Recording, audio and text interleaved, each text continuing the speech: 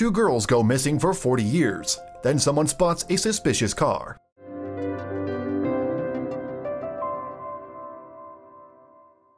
May 29, 1971. High school students Cheryl Miller and Pamela Jackson were on their way to an end-of-the-year party when the friends they were following made a wrong turn.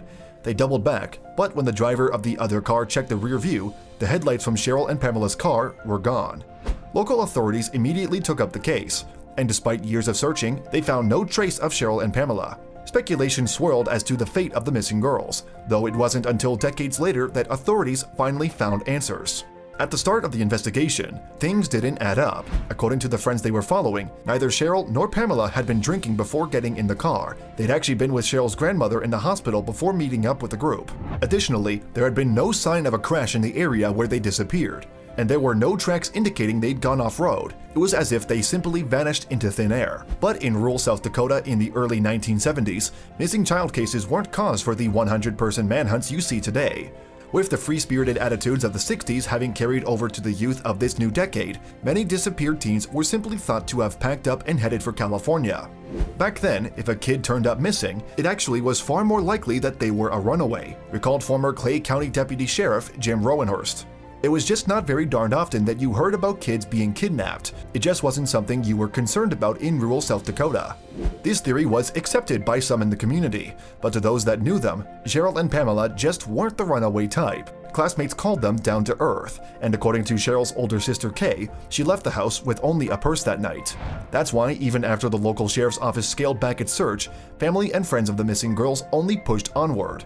They checked every ditch and ravine in the county, and Cheryl's father drove back roads for hours each day, desperately calling out for his beloved daughter and her dear friend. As time passed and forensic technology improved, authorities returned to the area sporadically, hoping to uncover any trace of the girls. They employed ground-penetrating radar and metal detectors in search of their vehicle, and they even excavated the gravel pit the two were headed to for the party. Still, nothing was found. It wasn't until 2004, with the creation of the South Dakota DCI Cold Case Unit, that there finally came a break in the case. According to reports, the site of the party had not been too far from the farm where a certain classmate of Cheryl and Pamela's had grown up. That classmate was David Lykin, a serial rapist who was 14 years into a 225-year prison sentence when authorities began looking into him.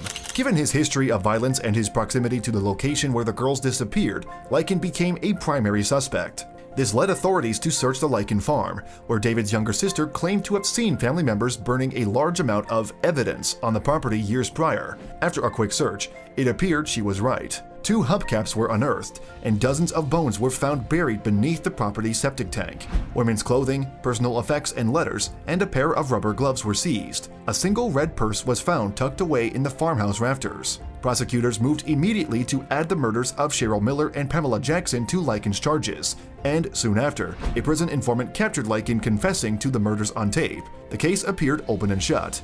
Then it all fell apart.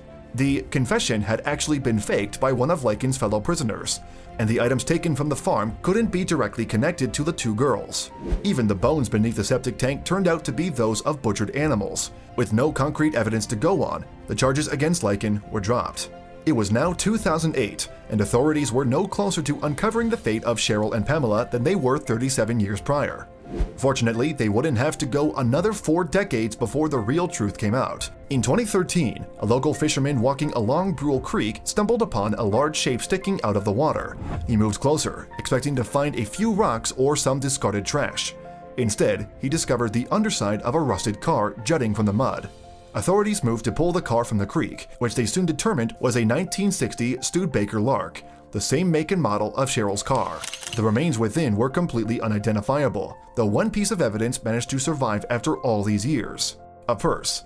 Inside, investigators found everything from loose change and house keys to photos and letters from friends. But one look at the faded driver's license told authorities everything they needed to know about this wreck. It belonged to Cheryl, meaning that the remains inside were those of the 2 missing girls. The 42-year-old case had finally been solved, but authorities still had to answer one glaring question: what happened?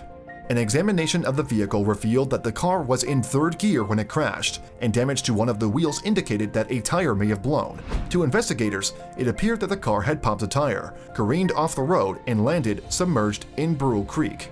Regardless of the exact cause, the Miller and Jackson families now have the closure they'd been seeking as they finally lay Cheryl and Pamela to rest. "It's been so many years," said Cheryl's sister Kay. "It will be nice to have her home." Unfortunately, not all cold cases turn out to be unfortunate accidents. Just 2 years prior, in the winter of 1969, the students in Harvard University's anthropology program were set to take their last final exams when they noticed one thing was noticeably out of place. Jane Britton, a 23-year-old star student with a passion for Near Eastern archaeology, was nowhere to be found. This wasn't like Jane. She was always the first to class and was extremely invested when it came to schoolwork. Jane's boyfriend, James Humphreys, was the first to notice her absence. He knew that something must have been awry if Jane hadn't made it to the ultra-important test. Had she fallen suddenly ill? Humphreys called Britton and, receiving no answer, decided to go straight to her residence at 6 University Road. Britton lived alone in a 4th-floor apartment, but had lots of neighbors, many of whom were involved in the Harvard community. The nervous boyfriend knocked on the door, heard nothing. He waited a second and then knocked again. Still no response. Then he heard another door creaking open in the hallway, and he looked up in alarm. Standing behind him was none other than Donald Mitchell, Jane's friend and next-door neighbor. Warily, the two men decided to enter the silent apartment. They took a deep breath and crossed the threshold. Donald Mitchell and James Humphreys gasped. They had found Jane Britton, but she was not in good shape. The young woman was laying face down on the floor and appeared to be stiff. Filled with unspeakable horror, Mitchell slowly turned over the girl's cold body. Suddenly, he jumped back. The front of her torso was completely soaked in blood. The two men called the police and waited. As soon as the police arrived at the scene of the crime, they began the hard work of piecing together exactly what had happened the night before that had led to Jane's early demise. Eyewitness accounts stated that she'd spent the evening ice skating and getting dinner with her friends and boyfriend. Then, at 10:30 p.m., she and Humphreys returned to her apartment for a hot cocoa. Britton would only leave the apartment one more time before coming back for the final time that night. She'd gone over to Mitchell's apartment to retrieve her cat, Fuzzy, and indulge in a bit of late-night sherry. She then arrived home at 12:30 a.m. However, despite the sherry, toxicology reports could only reveal that the alcohol never entered her bloodstream at all. This led investigators to conclude that the girl had been murdered within an hour of leaving her neighbor's residence. The cops asked neighbors to reveal anything they might have seen or heard that seemed out of the ordinary. The Mitchells insisted nothing had caught their attention. However, other neighbors did have some suspicious details to share. One building resident reported hearing strange noises coming from Britton's fire escape the night before, while another related seeing a strange man running through the streets at around 1:30 a.m. While these reports definitely raised eyebrows, they weren't incredibly helpful. There was no sign of forced entry, and in fact, Britton's door had been unlocked. This particular detail was the source of much controversy. This is because a girl had been murdered in the very same building not 6 years prior, by the Boston Strangler himself. Security was awful in the building, the doors were impossible to lock, and public outrage over the perceived negligence grew. Although it was found that Britton had been sexually assaulted, semen was found at the crime scene. Back in the 1960s, investigators didn't have the technology necessary to connect the sample to the specific perpetrator. The investigation kicked off with law enforcement training a lens on those in her community, specifically students in her anthropology department, who she'd gone on a recent school-related trip to Iran with. One of the reasons for this was that red ochre, a clay-like substance used in ancient Persian burial rituals, had been found on the body. Detectives assumed the killer must have had an intimate knowledge of Iranian culture. Reports also circled of apparent animosity of the Iran trip. This added more credence to the theory that one of her own classmates may have played a part in Jane's brutal killing. Soon, however, things would take a surprising turn. Investigators realized that the ochre was not symbolic, but rather had come from Jane's own paintings. Additionally, students and professors said the perceived hostility on the trip had been way overblown. Their only lead had been effectively squashed. Still, there was one more concerning detail that detectives continued to focus on: a stone given to Jane by the Mitchells, one sharp enough that it could ostensibly be capable of killing someone, was missing from her apartment. Was this the murder weapon? A mere 2 days after her body was found, the Cambridge police chief came out with a dismissive announcement. First off, they'd found the sharp rock in question, and secondly, they were closing the case to the public until further notice. The blackout of information didn't stop people from speculating, though. Some said that, given how well-liked Jane was in her community, the murder had to have been a stranger. Others thought about it a bit differently. Some people claimed that Jane was a little too friendly, and sometimes hung out with the countercultural crowd. The hanger-ons and acid heads, who you would not call young, wholesome Harvard and Radcliffe types, an anonymous source close to Britton remarked. Rampant rumors persisted while evidence dwindled. Without any concrete facts to go off of, speculation could only go so far.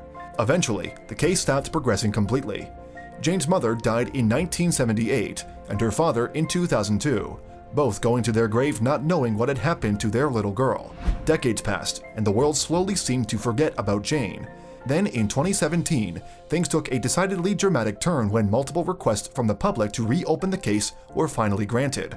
A half-century after Jane was found dead in her apartment, the semen samples recovered from the crime scene were tested. By this point, the technology was advanced enough that results could connect them with a suspect. The semen was consistent with a man named Michael Sumter. He was a convicted rapist and murderer, and his rap sheet undoubtedly fit the bill of someone who would commit such an unspeakable crime.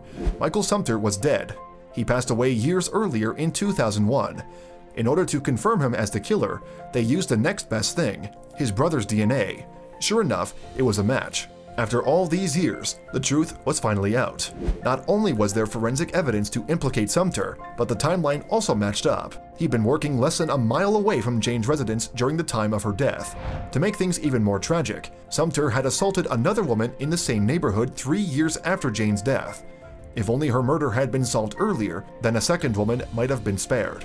A half-century of mystery and speculation has clouded the brutal crime that shattered Jane's promising young life and our family, Jane's brother had said. The DNA evidence match may be all we ever have as a conclusion. Learning to understand and forgive remains a challenge. It's tragically common for cases to go unsolved.